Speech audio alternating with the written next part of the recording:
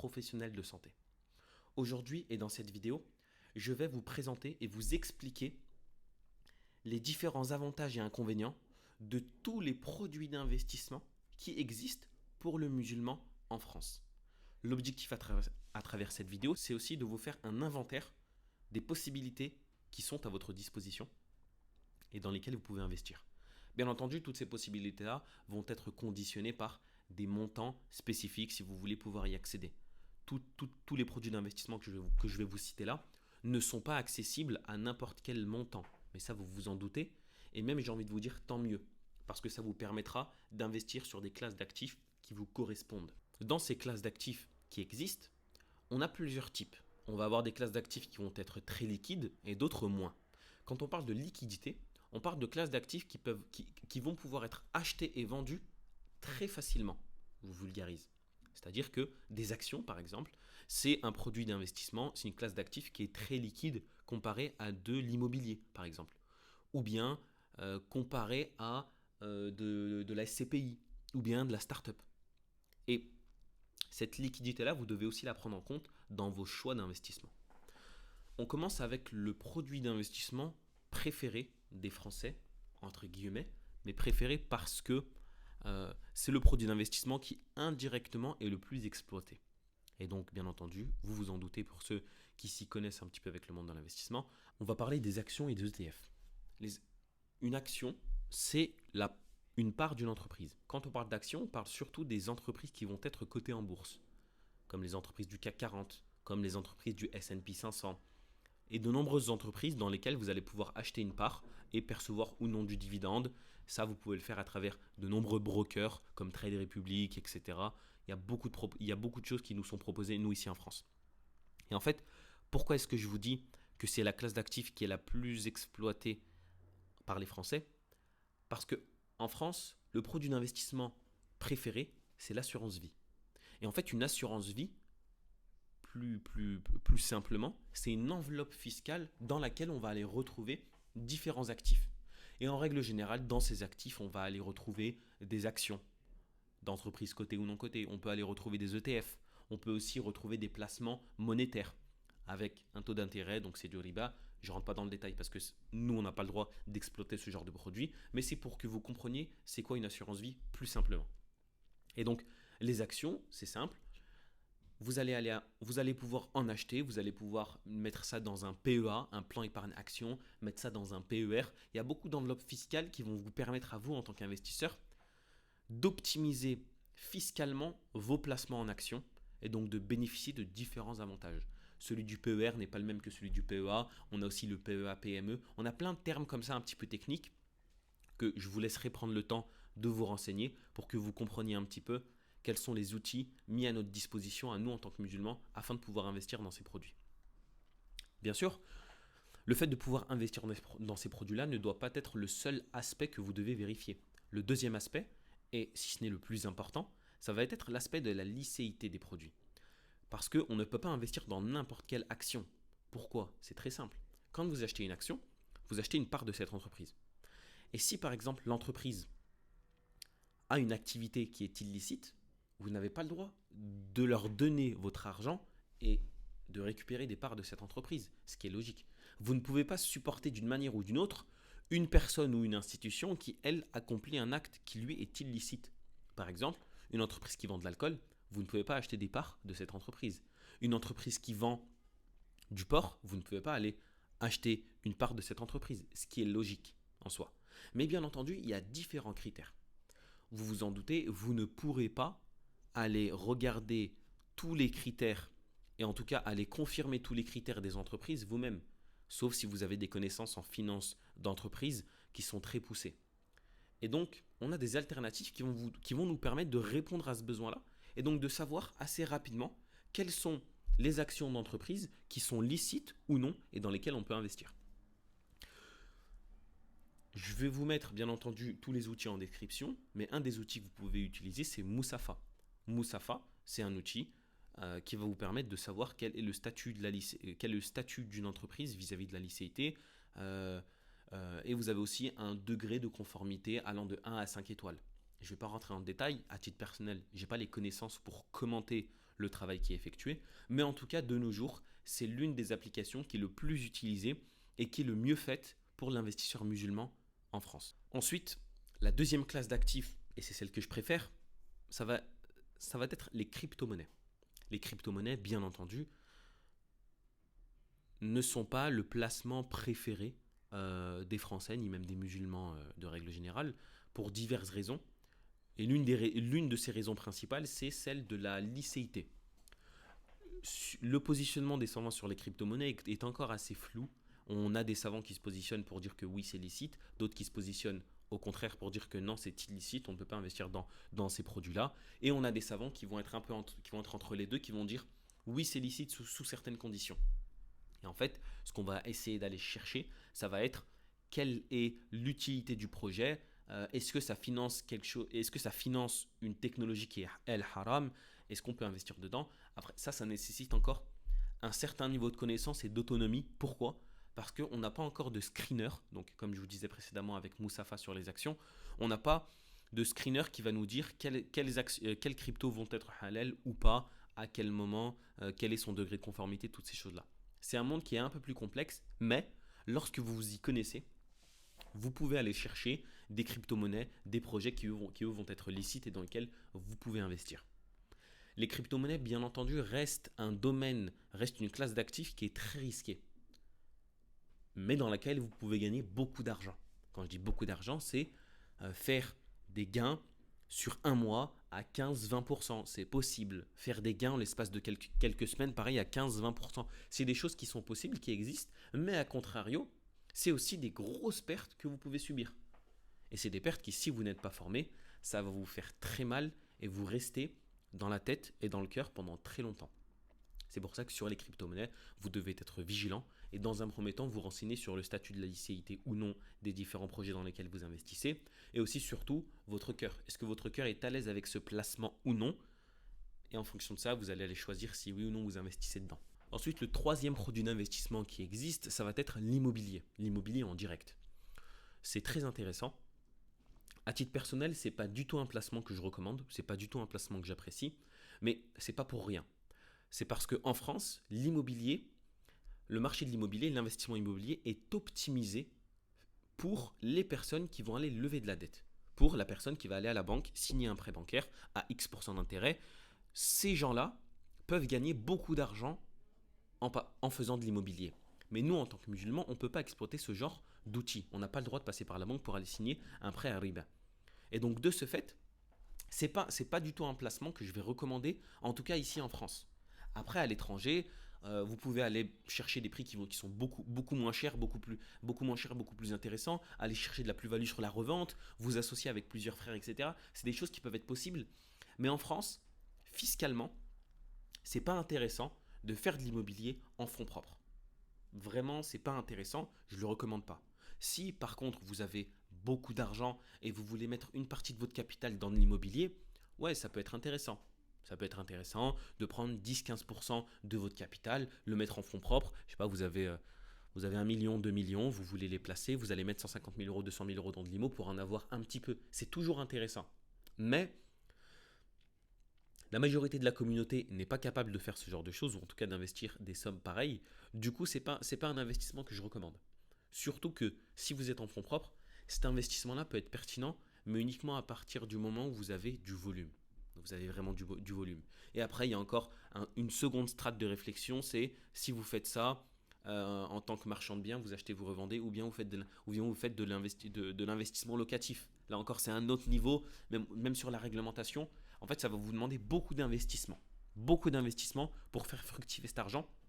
Ce que à titre personnel, je ne recommande pas. Mais c'est une classe d'actifs qui est autorisée pour le musulman, dans lequel il peut investir. C'est une classe d'actifs dans laquelle le musulman peut investir. Donc, si vous avez les moyens, si vous avez le profil, si ça vous fait triper, si ça vous fait kiffer, dans ce cas-là, allez-y. Pour rester dans la thématique de l'immobilier, mais à moindre coût, on va parler de la SCPI. La SCPI, qu'est-ce que c'est? C'est une entreprise qui va détenir plein de biens immobiliers. Et si vous souhaitez vous exposer à l'immobilier, vous allez aller acheter les parts sociales de cette entreprise qui détient les biens immobiliers. Et en fait, cette entreprise qui détient l'immobilier, elle va récupérer des loyers. Et donc vous, en fonction du pourcentage de parts que vous détenez dans la dans la SCPI, vous allez avoir le droit de récupérer un pourcentage des loyers. Et en fait, c'est un pourcentage qui est proportionnel à ce que vous détenez à la base. Ce placement peut être intéressant parce que ça vous permet de vous exposer à un moindre coût. Il y a des SCPI qui vont vous permettre d'acheter des parts à 50, 150, 200 euros. Et à ce moment-là, ça vous permet de vous exposer à l'immobilier, d'avoir une certaine sécurité sur vos placements. Bien entendu, vous n'allez pas gagner beaucoup et vous êtes exposé à l'immobilier à moindre coût. Ça peut être intéressant, ça peut être pertinent, mais en France, ici, pour le musulman, en tant que conseiller en investissement financier, ce n'est pas un placement que je recommande. Et ça pour une raison simple, c'est qu'actuellement, les acteurs qui proposent ce genre de placement sont très très très réduits. C'est-à-dire qu'il y a un certain monopole qui fait que les frais de versement, qui fait que les frais d'entrée, les frais de souscription sont très élevés. Ça veut dire que vous, investisseur, vous voulez générer de la plus-value sur un placement. Donc vous, je sais pas, vous allez investir 1000 euros par exemple, vous allez détenir quelque part de la boîte qui va vous assurer un rendement peut-être de 3-4% à l'année. Mais juste les frais que vous allez payer au départ, les frais de souscription, sans parler aussi des frais de gestion qui s'ajoutent de manière annuelle, vous allez commencer votre performance en négatif. C'est simple. Vous allez mettre 1000 euros. On va vous dire, ok, c'est 10% de frais, tout compris. Donc sur ces 1000 euros là, il y a 100 euros qui sautent. Donc vous commencez déjà votre performance à moins de 10%. Et donc, il va vous falloir du coup, sur une SCPI qui vous propose 3-4% annuel, bah, il va vous falloir au moins 3 ans pour commencer à récupérer de l'argent. Ce qui, à mon sens, est vraiment nul, en sachant que chaque année, vous avez aussi des frais de gestion. Et il peut aussi avoir des frais de surperformance qui peuvent être appliqués. Ce qui fait qu'en France, à titre personnel, ce n'est pas du tout un placement que je recommande si vous avez un petit capital. Par contre, si vous avez vraiment beaucoup d'argent, ça peut être pertinent. Si vous avez 1 million d'euros, vous les mettez dans une SCPI, vous récupérez 3-4%, ça vous fait plaisir. Ça fait du bien, votre argent il est plus ou moins dans de l'IMO, et derrière, vous n'êtes pas imposé fiscalement de la même manière, ce qui peut être aussi pertinent. Vous n'avez pas tous les problèmes de gestion. J'ai mon locataire qui ne paye pas, j'ai le ballon d'eau qui s'est percé. Tout ça, tous ces problèmes, vous ne les avez pas. Vous mettez juste de l'argent dans une boîte et c'est cette boîte-là qui va gérer tous les problèmes. Là, ça peut être pertinent, à mon sens. Mais si vous êtes sur des petits montants, ce n'est pas du tout quelque chose que je vais recommander. Ensuite, le prochain produit d'investissement qui existe ici en France, ça va être la startup. La startup, qu'est-ce que c'est?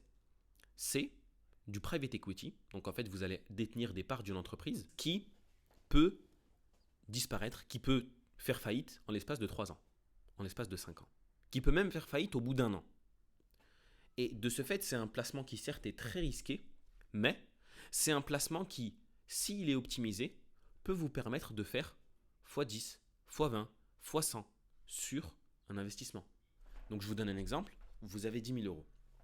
Vous allez aller mettre 10 000 euros dans 10 startups. Ces 1000 euros là dans les 10 startups là, vous en avez 9 startups qui vont mourir. Il y en a une qui va rester. Et bien vous avez de fortes chances que sur cette startup, vous fassiez un x10, x15, x100. C'est des choses qui sont possibles, c'est des choses qui existent. D'accord? Vous pouvez y accéder. Mais c'est un placement qui est très risqué.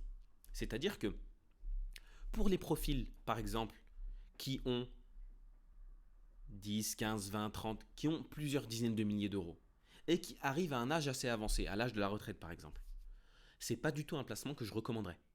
Pourquoi? Parce que la startup, pour espérer un rendement, une entrée d'argent, vous devez compter entre 7 et 10 ans au minimum. Pourquoi? Durant ces 7 ans, il n'y aura aucune entrée d'argent sur votre compte. Tout l'argent qui va être gagné par la startup va automatiquement être réinvesti afin de développer, afin de soutenir le développement de cette startup.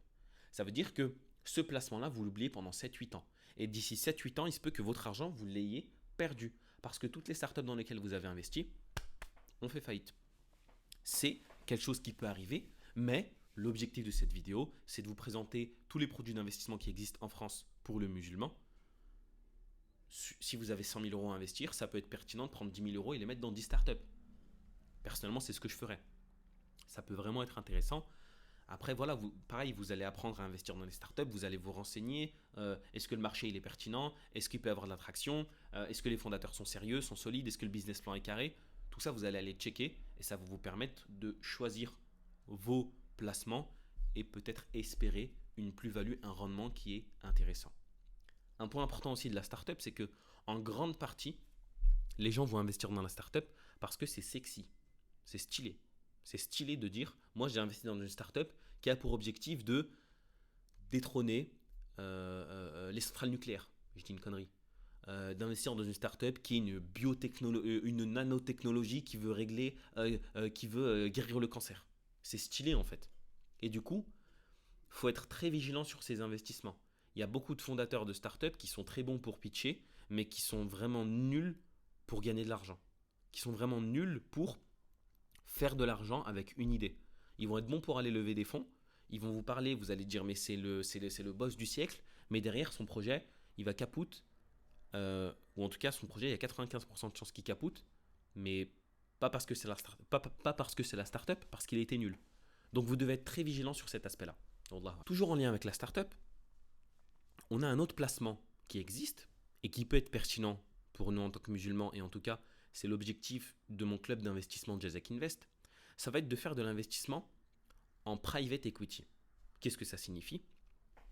C'est investir dans des entreprises non cotées afin de pouvoir générer du rendement sur du dividende. Je donne un exemple. Vous connaissez un frère ou une sœur qui veut ouvrir une entreprise. Pour l'ouvrir, elle a besoin de 100 000 euros. Vous allez lui dire, écoute, moi sur ces 100 000 euros-là, je peux te donner 50 000. Sur les 50 000 euros que je vais te donner, je veux détenir 30% de l'entreprise. Je veux que 30% de l'entreprise m'appartienne. Hop là, l'entrepreneur ou l'entrepreneuse accepte votre offre, vous lui donnez l'argent. On arrive à la fin d'année et l'entrepreneur a réussi à générer 100 000 euros de bénéfices. Sur ces 100 000 euros de bénéfices-là, disons qu'il y a une redistribution des dividendes, et bien vous allez récupérer 30% des dividendes parce que vous détenez 30% de l'entreprise. Et donc ça va vous permettre de récupérer 30 000 euros sur les 100 000 euros qui étaient disponibles parce que parce que vous aviez investi au départ 50 000 euros dans la boîte. Et en fait, de cette manière-là, vous permettez aux entrepreneurs de trouver des solutions de financement halal et en accord avec leurs valeurs. Et en même temps, ça vous permet de soutenir des entrepreneurs avec un gros potentiel qui, s'ils n'avaient pas cet argent, ils n'auraient pas pu se lancer. Et donc là, en fait, on a une boucle qui permet de faire fructifier, qui permet de développer des entreprises et des initiatives au sein de la communauté. Et même si ce n'est pas au sein de la communauté, bien entendu, ça peut avoir un rayonnement international et aller toucher communauté ou pas. C'est personnellement un investissement que j'apprécie particulièrement. C'est pour ça que ce que je veux avec Jazek, c'est de pouvoir accompagner les professionnels de la santé, pharmaciens, ophtalmos, radiologues, peu importe, des professions de santé qui ont des difficultés de financement, mais qui ont un projet. Et donc nous, on se réunit, investisseurs, on va aller donner cet argent aux porteurs de projets, nous on récupère des parts de la société, et derrière en fait, c'est un cercle vertueux qui va nous permettre de monter des structures encore plus grandes. Et bien c'est exactement la même manière avec un frère ou une sœur qui veut développer un SaaS, un frère ou une sœur qui veut développer un nouveau logiciel qui va aller résoudre un problème. Et là en fait, vous êtes sur un produit d'investissement qui déjà fiscalement va avoir des bénéfices très intéressants, et d'un autre côté, vous soutenez quelqu'un. En fait, vous avez un investissement à impact. Et ça, il ne faut pas le négliger dans notre religion qui nous incite à faire circuler l'argent afin que cet argent soit utile. Ça ne sert à rien d'avoir de l'argent bloqué sur un compte en banque, il va juste se faire cramer par la zakat. Donc si vous avez de l'argent sur un compte en banque et que vous ne souhaitez ni investir dans les actions, ni investir dans les cryptos, ni investir dans l'immobilier, réfléchissez à soutenir des frères et sœurs qui veulent se lancer dans l'entrepreneuriat. Ça peut être une excellente solution. Et pour finir, le dernier produit d'investissement qui existe ici en France, c'est les matières premières. C'est quoi les matières premières? C'est simple. L'or, l'argent, le platine, le pétrole, le blé, investir dans des terres agricoles. Tout ça, c'est des choses que vous allez pouvoir, dans lesquelles vous allez pouvoir investir et préserver la valeur de votre argent. En règle générale, quelqu'un qui va aller acheter de l'or, c'est plus pour préserver son argent de l'inflation, d'une manière ou d'une autre. Pourquoi? Parce que l'or est une réserve de valeur. L'or est une monnaie, d'une manière ou d'une autre, qu'on soit d'accord ou pas. L'or peut être utilisé en réalité dans le monde entier. Peu importe où vous allez, l'or peut être utilisé comme une monnaie d'échange, une unité de compte. Écoute, là-bas, j'ai 1 gramme d'or, tiens ton gramme d'or, et en échange, donne-moi ça. En résumé, l'investissement dans les matières premières reste une alternative pertinente et intéressante, mais uniquement si vous avez pour objectif de préserver votre argent. Par exemple, vous venez de recevoir beaucoup d'argent, à ce moment-là, vous allez aller chercher à sécuriser une partie, par exemple, vous pouvez aller acheter de l'or. Vous pouvez acheter des métaux. Enfin, vous pouvez aller acheter des métaux précieux. Même les terres agricoles, en réalité, vous pouvez aller en acheter parce que ça va préserver la valeur de votre argent. Bien entendu, c'est possible de générer de la plus-value sur ces classes d'actifs. Mais traditionnellement, elles sont plus utilisées pour préserver la valeur de son argent. Aussi, il y a des conditions pour l'or. J'en parlais dans une précédente vidéo. Vous devez comprendre que pour pouvoir acheter de l'or, il faut que ça se fasse uniquement de main à main.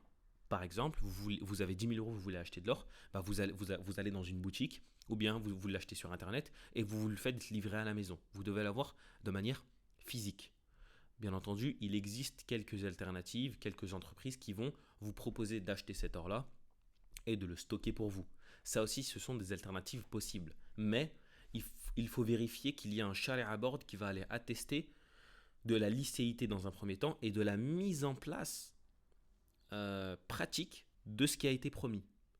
Il faut que le sharia board puisse vérifier que l'entreprise stocke bien l'argent dans un endroit bien précis et que cet endroit bien précis est attitré ou appartient au propriétaire de l'or. Ça, c'est des choses qui doivent être vérifiées, mais c'est très compliqué. Donc, si je devais vous recommander quelque chose, si vous tenez à acheter de l'or, achetez-le, faites-le vous livrer à la maison, ou bien vous allez dans une boutique, vous en achetez cash, et vous l'avez sur vous. Par exemple, nos mères, nos épouses, nos sœurs sont très fortes dans ce domaine, notamment lorsqu'elles vont se marier, elles détiennent de l'or, cet or-là, elles le gardent très longtemps.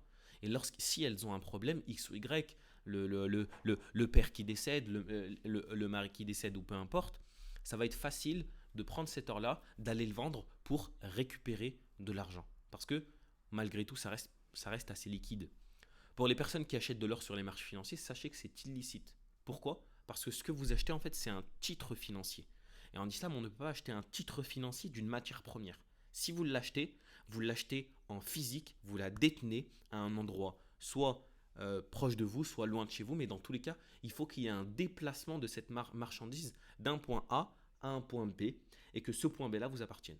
Okay? Ou bien que vous avez le droit de détenir cette matière première-là dans cet entrepôt, par exemple. Ça, c'est des conditions sur lesquelles vous devez être très vigilant. Parce que malheureusement, il y a beaucoup de personnes qui font du trading sur le gold et malheureusement, c'est haram. Vous n'avez pas le droit. C'est point, il n'y a pas besoin de tergiverser, vous n'avez pas le droit. Trader sur le platinium, trader sur le platine, vous n'avez pas le droit. Trader sur l'argent, vous n'avez pas le droit. Si vous voulez vous exposer aux matières premières, vous achetez la matière première en physique et vous la détenez. Au travers de cette vidéo, je vous ai présenté toutes les classes d'actifs dans lesquelles le musulman peut investir. En 2025, en 2024, en 2000, bref, on s'en fout. Actuellement, voilà les classes d'actifs qu'il existe pour le musulman. Bien entendu, ces classes d'actifs-là ne vont pas correspondre à chacune des personnes d'entre vous qui verront cette vidéo. Mais ça vous permet d'avoir un visuel plutôt global des produits dans lesquels vous pouvez investir et des produits qui vont vous intéresser.